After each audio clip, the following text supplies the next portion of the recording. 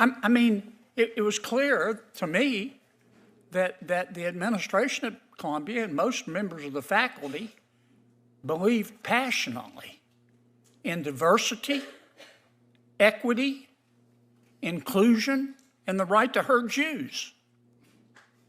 That's what I saw. Isn't that what you saw?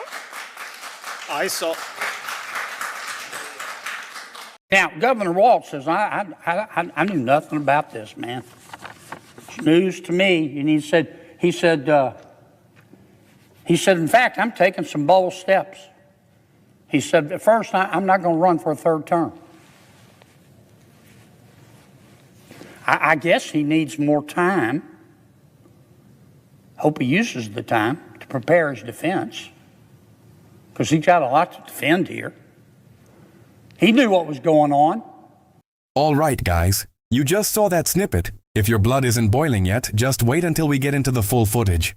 We are watching Senator John Kennedy, the king of the folksy reality check, absolutely dismantle the woke circus that's taken over our hearing, rooms, and college campuses. Honestly, it is about time someone stood up. We've got these expert witnesses coming in, basically trying to tell us that the reason people are acting like radicals on campus is because we aren't writing them a big enough check. It's the same old Democrat playbook. If there's a problem, throw taxpayer money at it and call everyone else a racist if they ask questions. But Kennedy, he's not having it. He's calling out the blatant hypocrisy of the squad, Ilhan Omar and her crew, and these professors who seem to have lost their minds. He's saying what every normal American is thinking while sitting at their kitchen table. When did we start teaching our kids that hate is actually diversity? Buckle up, because we're about to watch a masterclass in how to shred a radical narrative with nothing but a little bit of logic and a lot of courage. Let's dive into the full video. Ms. Solomon, I want to be sure I understand your testimony. Did I understand you to testify that anti-Semitism is worse under the Trump administration? Senator, thank you for your question. You don't have to thank me. Okay. Your best thanks is to answer. Okay. Well, I'll tell you that anti-Semitism has been rising, especially since the 2017 but has the Trump Charlottesville administration attack. caused that? Is that your testimony? I wouldn't say the Trump administration has caused anti-Semitism. Has there been an increase since Trump has entered office? Yes. Do you see a causal connection there? Yes. Why? Trump has highlighted and platformed neo-Nazis and white supremacists. Okay. Mr. I can't see that far. I understood you to say that in answer to Senator Durbin's question, the spending reductions, reducing the federal budget would increase anti-Semitism. Isn't that what you said? No, I did not. I said that the constant threats to cut money to the Office for Civil Rights and the Department of Education prevents the federal government from adequately investigating anti-Semitism and other hate crimes on college campuses. So you think one way to stop anti-Semitism is to give people more money? Is that right? I think one of the ways is to actually fund people that are actually designed to investigate anti-Semitism on college campuses. What's there to investigate? We see it. We see We it, saw but it. Did you watch television? Did you see what happened at Columbia? Absolutely. Yeah. I mean, it was clear to me that the administration at Columbia and most members of the faculty believed passionately in diversity, equity, inclusion, and the right to hurt Jews. That's what I saw. Isn't that what you saw? I saw. Isn't that what you saw? I saw protesters against the war in Gaza and them using some anti-Semitic slogans and thoughts. I would say, however, that it's hard. I would say, isn't that however, what you're telling me? that that's not what you saw. Now, don't get off the subject on me now. You're telling me that's not what you saw. I'm telling you that it is difficult for the federal government to adequately address the issue of anti-Semitism. Are you telling me the resources. Columbia administration and the faculty was supportive of the Jewish community? I think that they are You trying need to to find stop dipping into your ketamine stash. into what? Excuse me? Now, if we're going to solve this problem, we need to talk about it. I'm And happy it to wasn't talk just about at Columbia. It was at Berkeley. It was at UCLA. It was at Barnard.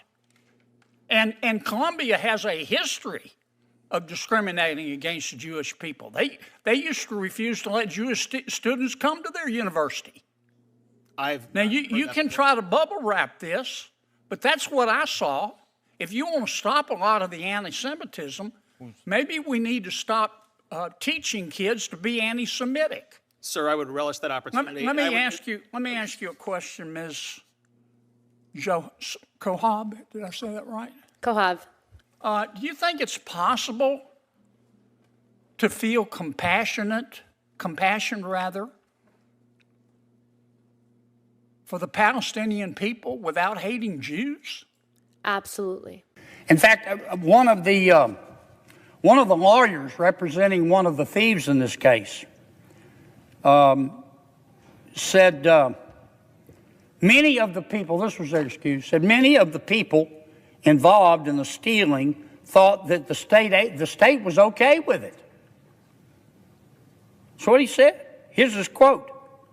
No one was doing anything about the red flags. Red flags were everywhere. Nobody in state government, he said, was doing anything about the red flags. It was like someone was stealing money from the cookie jar and they kept refilling it. The state knew. And at one point, Governor Walz and some of his agencies said, whoa, maybe we ought to put a stop to this. And they backed off. They said no more money for a while. Well, fresh hell broke loose. You know what happened? The largest, most powerful, fictitious company, run mostly by people of Somali ancestry, sent an email to the Minnesota state government.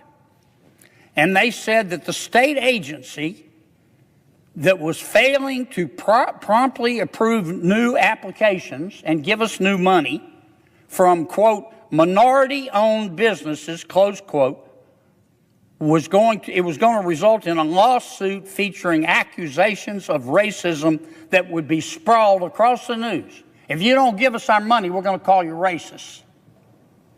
They did it. It's all come out in evidence at trial. In fact,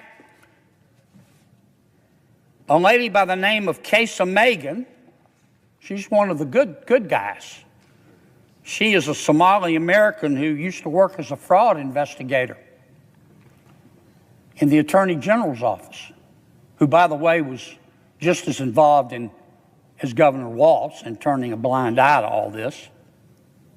She says, and she said it in the newspaper, she said that elected officials, and particularly those who are part of the state's Democratic-led administration, were reluctant to take more assertive action in response to the allegations.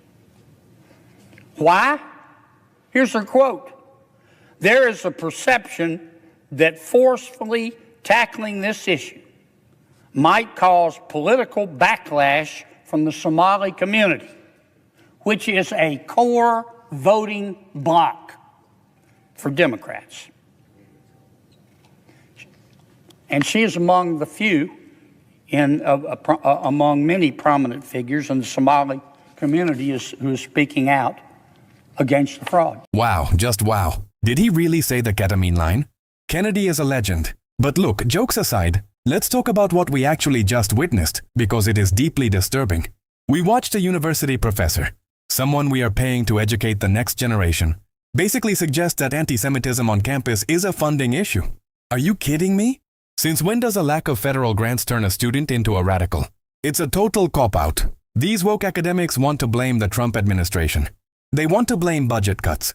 They want to blame everything except the toxic ideology they are pumping into these kids' heads every single day. And then you look at the squad and the situation in Minnesota with Tim Walz. Kennedy hit the nail on the head. They are more afraid of hurting their voting, blocks' feelings, than they are of stopping actual, literal fraud. We're talking about millions of your dollars, taxpayer money vanishing into thin air, and the people in charge are essentially saying, well, we didn't want to look mean by investigating it. It is the definition of a dereliction of duty. Ilhan Omar and her allies have spent years trying to convince us that America is this wicked place, but as Kennedy points out, they're the ones destroying the very institutions they claim to care about. They talk about compassion, but as we saw at Columbia and UCLA, that compassion only goes one way. If you don't fit their narrow definition of a victim, you're fair game for harassment. Kennedy did something today that the mainstream media refuses to do. He held a mirror to the radical left. He showed that their diversity, equity, and inclusion framework has evolved into a diversity of hate where the only thing not included is common sense. I'm tired of the moral lectures from people who can't even admit when their own policies are failing. I'm tired of seeing our money used to fund safe spaces that are anything but safe for students who actually love this country. Senator Kennedy isn't just a politician. In these clips, he's a proxy for every American who is sick and tired of being told that 2 + 2 = 5. He didn't need a fancy teleprompter or a high-priced consultant. He just used the truth. And the truth, as we saw by that crowd erupting, is the one thing the radical left can't stand to hear. What do you guys think? Was the ketamine comment too much? Or was it exactly what that professor needed to hear? Drop your thoughts in the comments because the silent majority isn't so silent anymore. Don't forget to like and subscribe if you're standing for common sense.